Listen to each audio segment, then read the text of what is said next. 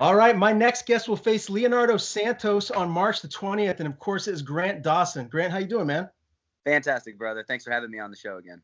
Hey, it's always a pleasure. And I was just saying to you before we went live, it's been quite a while since we've spoken. The last time we talked was after you had that big win over Nad, and it seems like ages ago. And I know the fans are excited to see you back in the cage. So, has it been frustrating for you that you haven't been fighting recently?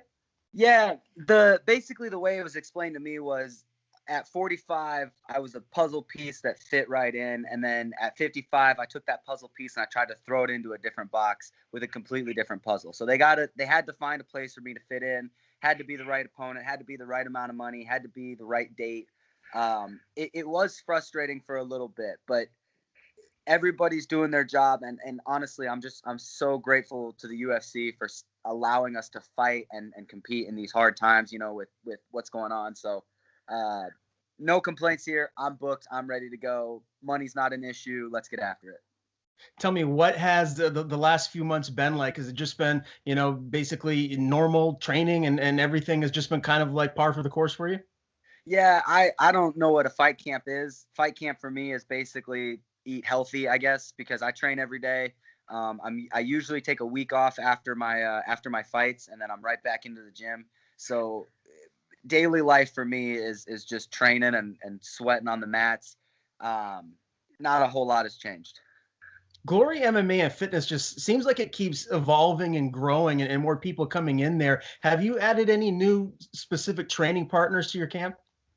I wouldn't say new training partners. I feel like a lot of people are leveling up and just getting better. It almost feels like they're different people. I was just talking to somebody else before this interview, and I've been training with these same guys, but now most of them are in the UFC, and the way that they train is just different. It's almost like you're sparring somebody different, like they're just all leveling up so much. And then we got guys coming in and out. TJ Brown is actually doing his camp with us, and so that's really fun to have him here. He just got here today. There's just so much growth with the sport, or with the gym. So many people coming in, and I'm just so excited for the future. Hey, did you see that video that TJ put on Instagram? Oh, he was with his son and they were fishing and this gigantic snake came up and took their fish. Did you see that video? I did not see that video. You What in the world? That is crazy. you got to check it out. When we get done here, go on his Instagram and look at that. I asked him about it when I spoke to him last, and he was like, "Yeah, it's just another day where I live." You got to check it out. It's a pretty interesting video. Yeah, I'll definitely go check it out. But man, that I would stop fishing probably for the rest of my life if that happened. I'd just be like, no, I'm good, man. You can have the fish. I would have turned into Usain Bolt and just been gone. Right Gone. Gone. I would have thrown my pole at the thing and just ran. I know he just got there for camp, but what does that do to having, for you guys to have someone of his skill set added to an already phenomenal group of guys? It's a lot of it's great in multiple senses. One, he's a very skilled individual. He hasn't had a great run in the UFC, and I feel like he's just had a lot of bad luck. His skill set is so much higher than what he's been able to show in the gym. He's making a lot of us better. And it's really nice having somebody in the gym that doesn't know what you're going to do 24/7 because they've been training with you for 7 years. So it's been just great having him. He's got a great attitude. He never complains. Never makes excuses. It's great having him. I really like having him here. Yeah, and he's a great human being too. So that's phenomenal that he's there with you guys. I got to ask you about your boy Kevin Kroom. Unfortunately, he had that loss just this past weekend to Alex Caceres. How's his mood? How's he feeling? He's always of high spirits, man. We have this saying at the gym: take the weekend to cry about it, and then back in the gym on Monday. And he was there on Monday. He didn't train, obviously. He's letting his body heal, but he was there. He was in the room. He's learning visually, and he's right back on the horse. And I was talking to him this morning, and he said it best, man. I'm not here for a good time. I'm here for a long time. And so he knows the game. It's a long run. It's not a sprint. He's gonna be okay. He's gonna bounce back, and I think that he's gonna shock a lot of people. Yeah, and one aspect of mixed martial arts that I feel gets overlooked a lot is the mental side of things. Some guys, they can bounce back quicker than others. Kevin seems like one of those guys that just has his head on straight, that's going to be able to realize maybe what he did wrong in that fight and come back stronger. Am I right on that? Absolutely. This isn't the first time that he's dealt with adversity. He's been dealing with adversity his entire life, man. Next time you interview him, just ask him about his life story, man. He's been through so much more than losing a fist fight. So he's gonna bounce back. James says that the difference between the good and the great is how fast you bounce back from adversity, and that's Kevin through and through. He's gonna bounce back, and I know that he's gonna be a world champion someday. I truly believe that. Yeah, I've always been a fan of Kevin. Can't wait to see him bounce back and back with a win here in the near future. Let's talk about a couple other of your teammates. Jason Witt's got a big fight against Semmelsberger, and then Tim Elliott against Jordan Espinoza. How are those guys looking so far? Both looking like killers, man. Tim Elliott, I think I've trained with Jordan. I like Jordan a lot. I just feel like that Tim is just on a different level. I think Tim is going to make him look silly. I think Tim is going to finish him. And once again, I got mad love for Jordan. I think he's a really good human being and he's a really good fighter. Look, glory versus everybody. I really think that he's gonna smash him. And then Jason Witt he's been one of my main training partners this whole camp, just because he's a 70 pounder, and being able to deal with his strength has really helped me, transition to 155. I've gotten countless rounds in with him, and he's just looking like a monster right now. He's an absolute animal, and I think that he's gonna shock a lot of people when he fights. He fights a week before me, I believe. So it's gonna be fun watching him go out there and get it. I haven't interviewed him before. It'll be my first time interviewing him later today. What's he like to be around in camp? Tell me a little bit about his personality. Oh, he's great, man. He's the same Jason Witt, whether he's 6 weeks into camp or 5 donuts into not camp. Like he's always happy. He's always training hard. He's always asking the right questions, and he's really great to train with. And he's in the gym day in and day out. He's a really good guy. I've got so much respect for him. He's very, very talented. I think that he's finally realizing how talented he is past just working hard. He's always believed in himself because of his hard work. I think he's finally starting to believe in his skill set, and that's really something scary to see, because the guy has got all the skills in the world. I'm really excited for him. Yeah, I can't wait to talk to him myself. Tell me about Mr. Kraus. What's he been up to outside of just coaching all you studs down there at Glory MMA? That's pretty much it, man. Like we're 3 fights in, back to back to back. Next week we have another fight. Next week we have another fight, and the week after that we have my fight. Then 2 weeks after that we start up again with a whole new group of guys, and so he's busy, man. But this is exactly what he wanted. This is the dream. He's really built a killer team. And the thing that I talk about a lot with him is he's not getting these D1 national champions. He's not getting these, kickboxers with 100 kickboxing matches that are coming over. He's getting regular people and turning them into UFC fighters. And that's something special, man, to take a regular human being and turn him into a UFC fighter. That's what makes James special. And his fight IQ is just ridiculous. What you want? I'm sorry, my dog's barking. No worries. I got to deal with my little dog running around my feet the whole time when I'm doing these interviews. So I get it. Tell me, as far as like him fighting again, is that something that's been discussed? I mean, I got to imagine he'd like to step back in there again soon himself. I have no idea, man. He definitely, he's said it before. He's a better coach than he is a fighter. He loves it when we win more than when he wins.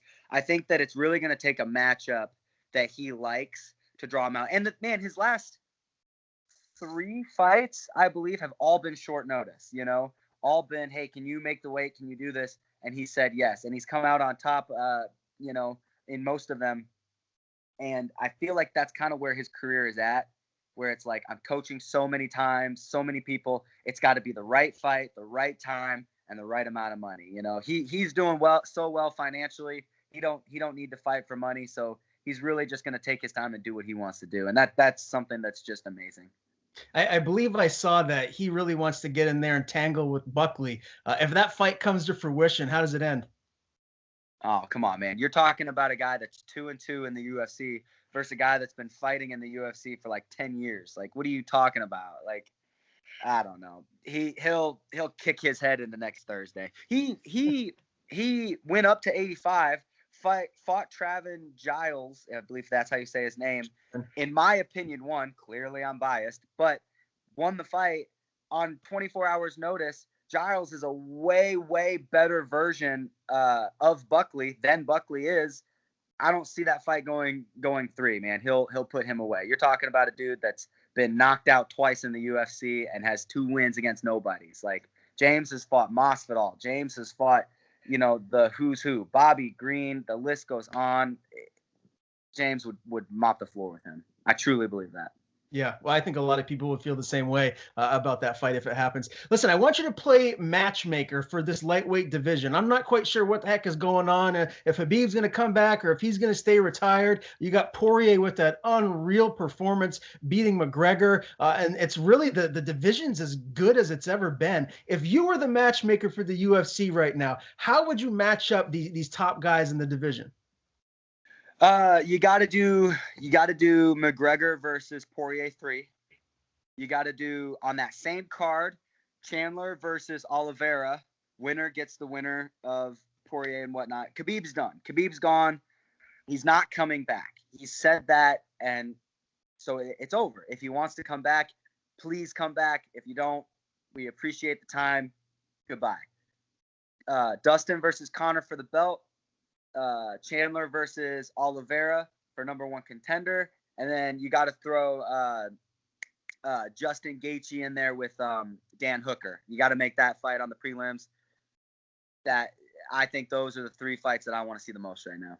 Yeah, I love that. And tell me, I guess, your take on what happened in that second fight with Conor and Poirier. I've never been kicked in the legs like that before. I've been kicked in the liver before, because I've trained a little bit. Nothing quite like you. Kicking in the liver basically immobilized me. It felt like I had to go to the bathroom right there on the mat.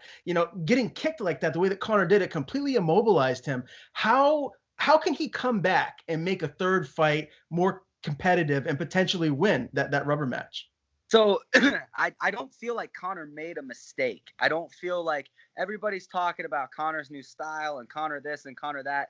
I feel like Dustin just came out and fought the way that he needed to fight to win. And, Dustin's a little bit more durable right now than he was at 45. But as Conor, if I'm him, man, I'm just going to come out and I'm going to fight the way I wanted to fight. I'm teammates with one of his old teammates, James Gallagher, and we've talked about the fight a bunch of times.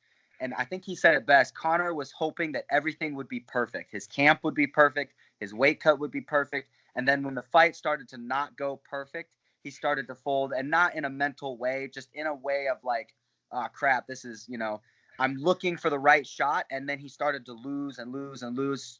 And he was just too busy looking for the right shot. I think that if I'm Conor, I go out there, I fight exactly how I fought before, but this time I make it dirty, and you just got to dog fight him. You got to get him into a dog fight, and you got to pick your shots right while dog fighting. And I think that's one of the things that Conor is best at. And I do think that he will come back and he will have a good performance. I don't know if he will win, but I do think he will have a much better performance in their second fight.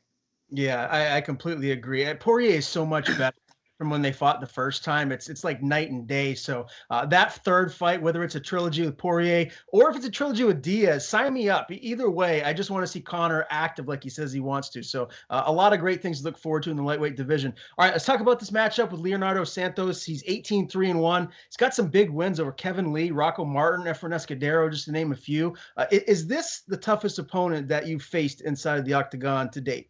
Absolutely. This is the toughest dude that I fought, the most credentialed dude that I fought, the biggest dude that I fought, the most experienced dude that I fought, and I'm still going to make this fight look just as easy as all the others. When you're this many levels above everybody else, it doesn't really matter.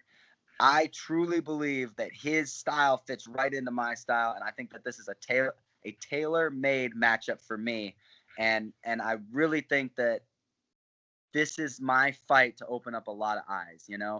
I thought Trizano was the guy. When I beat Trizano, I thought that he was going to be the guy that really put my name out there, and then he ended up not fighting a whole bunch and had knee surgery, and people kind of forgot about that. But a win over Santos puts a stamp on my name saying that I am here and I am ready to get after these people.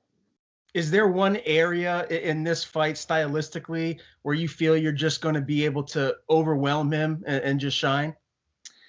I mean, everywhere, honestly. I think that the one way he'll beat me is the two ways that he can beat me is me staying on the outside and try to play patty cake with him, which I don't do, and then him catching me on the way in. He's got a nasty right hand, but it's not going to matter.